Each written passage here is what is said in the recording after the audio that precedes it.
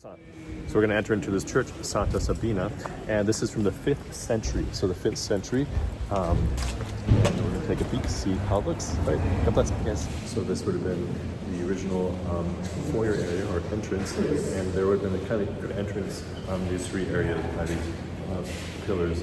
And the pillars here would have been recycled from other ancient temples, homes, palaces, and so forth. But the door right here, this door is from the 5th century as well. So these wood panels, I'll turn it around. And so this from the 5th century, it was taken apart and reassembled so the images might be out of order. But here's one of the oldest images we have of the crucifixion of Christ are on this door. And now we'll head on in.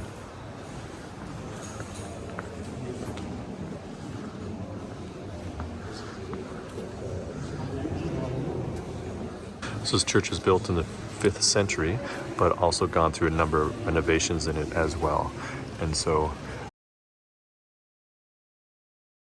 the marble here would have been from the 5th century, along with this mosaic, which tells us the time period of it.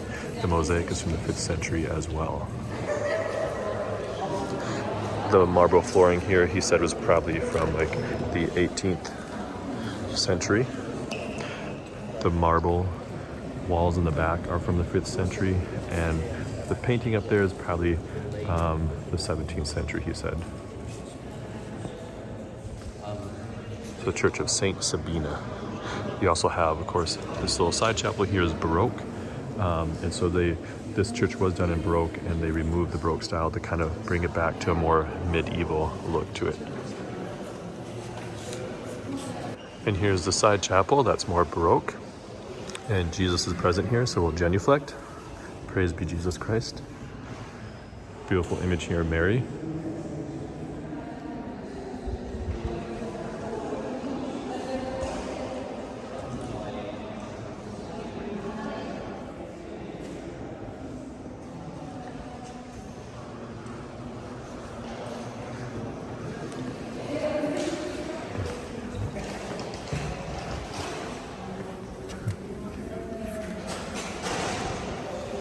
Right, so we're leaving St. Sabina, and we're going to be going to the Aventine Hill.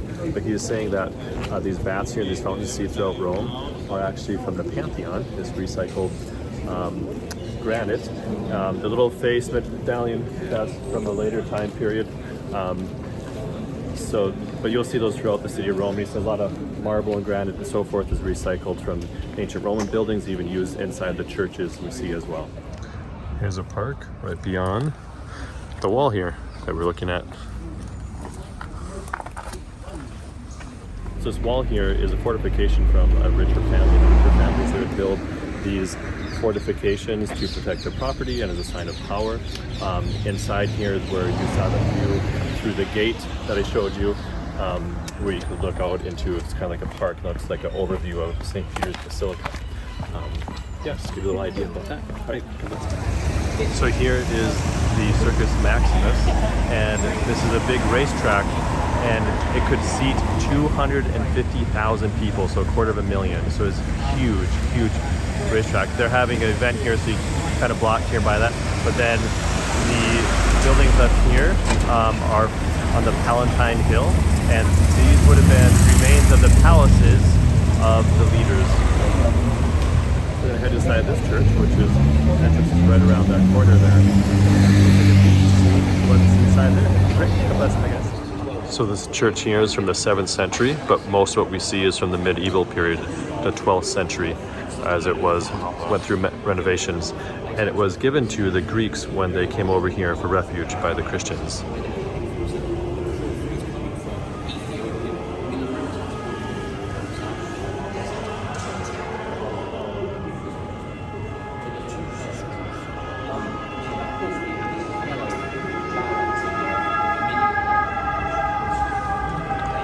We have this beautiful floor, all cut marble granite.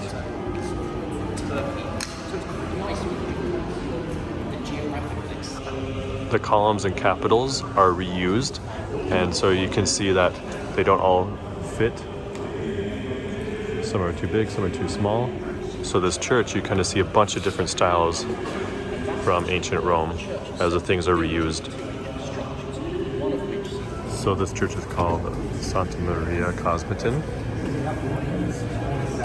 And over here is an ancient Roman weight. So it's solid here. And one priest was saying he thinks that's from those who are martyred, who are drowned, killed for their faith.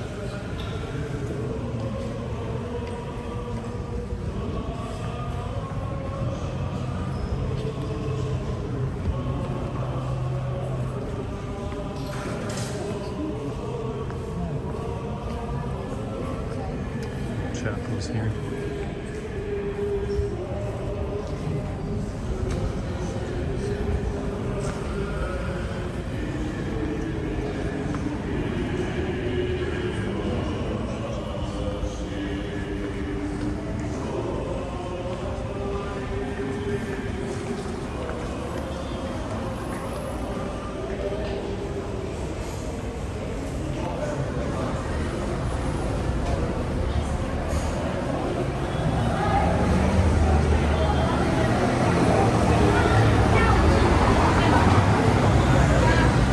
Church we came from is right where that tower is over there, and we're continuing our walk. So you see this here, we're gonna head up over here. Right, up that again. We came up the stairs over there. Now we're gonna talk about this, I think. So we're entering into the ancient Forum Barium, and this is where they would have sold cattle. These cats are crazy. Living up on the Palatine Hill is a so-called So this is the arch dedicated to Jairus, the false god, and he had two faces, so one in the front, one in the back, and so you have entrance here, front and back. You do also have the left and right hand side as well, but it's dedicated to him. There would have been a top piece as well, most likely from the ancient writings. It would have been like as thick as the side columns there, the walls placed on top, but medieval period it was used as a tower, as a fortress. And then you'll see these holes here, and you also see these at the Colosseum.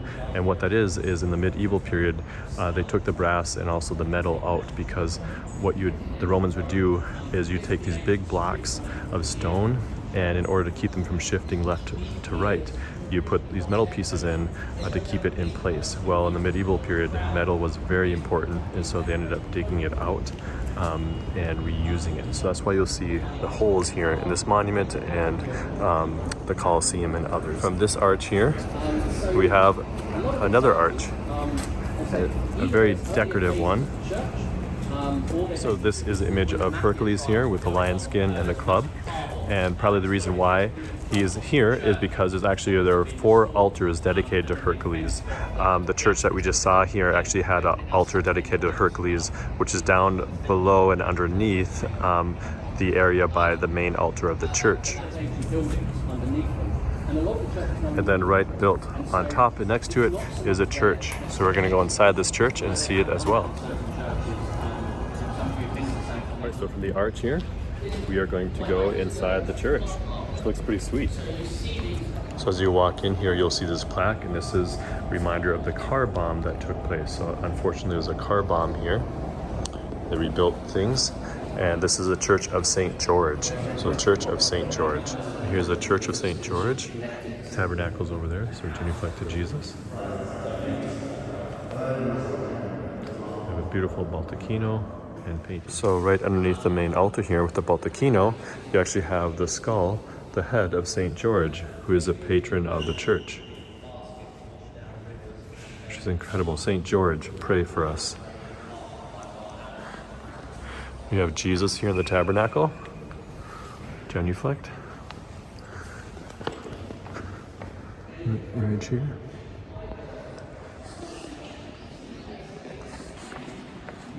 All right, so we're walking back. The arch that we saw was over there, but right under us is the ancient Roman drain or sewer, and so the water would have gone in their drain and gone out to the Tiber River. Things changed over from 150 years ago. You see a big, our hill here. Before that dike was not there, but Rome would flood so often, so they put the dike up about 150 years ago to stop the flooding. But before that, there would have been like a kind of gradual slope down to the Tiber River. But yeah, there's a big drain there that's covered up now. We don't see it, of course, but for ancient Rome, that's where kind of a lot of water would have drained into and gone out to the Tiber River. So there's this ancient temple here from the 2nd century BC, and this one here from the 1st century BC. And just give you bearings here. There's the arch that we were at earlier, and before the arch there's a church with the tower there. So I'll turn the camera around and talk a little bit more about this temple here. So this temple was dedicated to most likely Hercules, and again from the 2nd century BC, and this is all imported marble from Greece, and so it would have been very expensive even though it's not very big. There also would have been steps all the way around it. There would have been a different ceiling and roof on it as well, and the only reason this survived is that it was turned into a Catholic church dedicated to Saint Stephen, and so because of that it survived to this day. So when it came to worship of the ancient pagan gods by the Romans or others, but for sure the Romans here, is that there'd be an altar inside. The altar is what was important, not necessarily the building.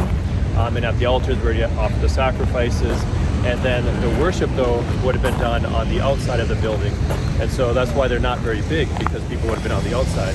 Now for the Catholic Church, for Christians, when they transformed some of these buildings into churches, they would fill in the spaces in between the columns so that you would enter in, because for us Christians, for us Catholics, we go into the house of God to worship Him, where back in the day it would not have been that case.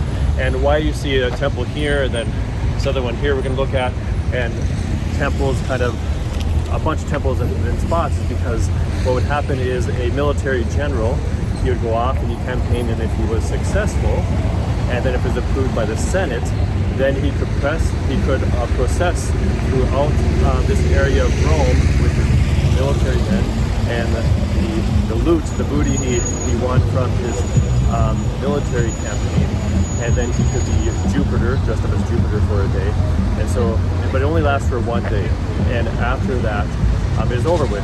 And so what they would often do is use some of the spoils of their money, and they would build these temples to a deity, to a god or goddess, so that other generals, when they would process through this city, they would also see this monument knowing it's from this general as well. So it's a way to keep his legacy going on. So the temple here, the white stone is made with limestone, and that darker brown stone is called tooth, and what it is it's actually volcanic rock from volcanic ashes, actually, from over time. And so the brown stone is a softer stone, but the limestone is harder and more stable, and so they kind of mixed it. You get the cool different colors, but also mixing the two stones together. The columns here are more just for decoration, not to support it. The ones along the wall there, because that's being supported by the wall, because they're half columns.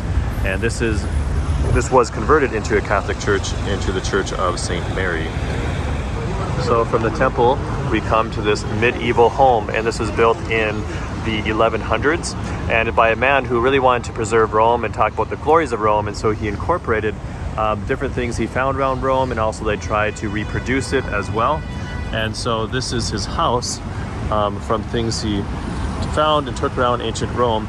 But the medieval period is when it was built, and in fact this whole city here would have been like medieval streets, but in the 1930s they tore it down and put in this big road. But so it really changed a lot 100 years ago from what it is now. But otherwise there would have been a lot of medieval buildings, somewhat like that one there. So we came over there, and now we're going to go inside this church dedicated to St. Nicholas, St. Nikolai. So this Church of St. Nicholas is built into 3 different temples. So you see the one wall here. There would have been another wall of columns here as well. You can see the bottom of it there. And then that dark column there was a second temple. And then over on this other side would have been a third temple. Now you can actually go down to the bottom of this church, down below it, for €4. So for €4 you can go down there and see it. So, and here's the third temple. Right here, see the columns there and there. And The church is called St. Nicholas in prison, so talking about when he is in prison. So we don't know for sure, but there could have been a place of imprisonment here, and also for the ancient Romans, it could have been a place where they sold vegetables as well. And so back then, they did not have a sense of a distinction between the sacred and the profane, but they saw it all together. They saw everything as sacred. So the Church of St. Nicholas, we're over there, and then this is a theater. And so the theater right there, obviously these rooms have been added on later, but the theater here, it would have been like half of the Colosseum, so half of the Colosseum. Yeah, so it's a pretty impressive building here as well. So the ancient theater.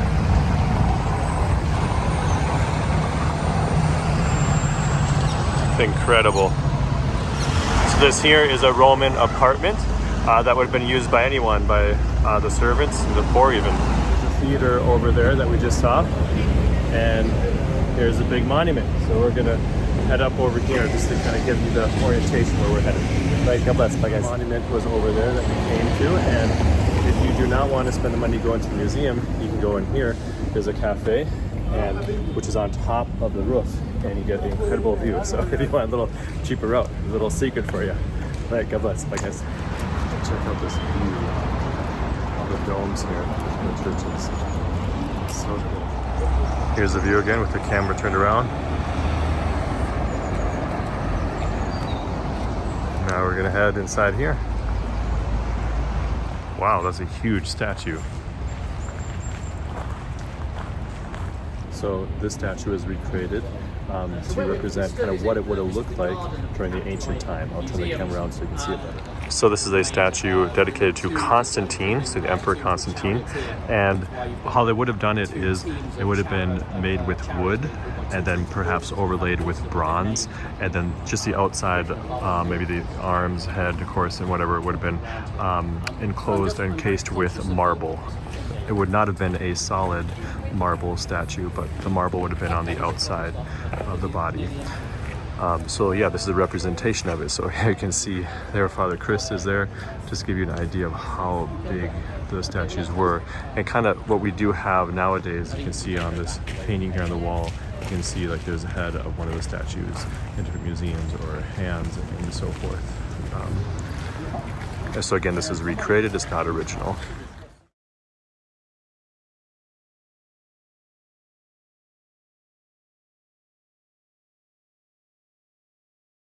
So from the statue here, you come over here, and these are all monuments for the tombs. And so kind of put together. And so this one here is a huge monument to a charioteer. And so if you're a successful charioteer, you can become very, very wealthy.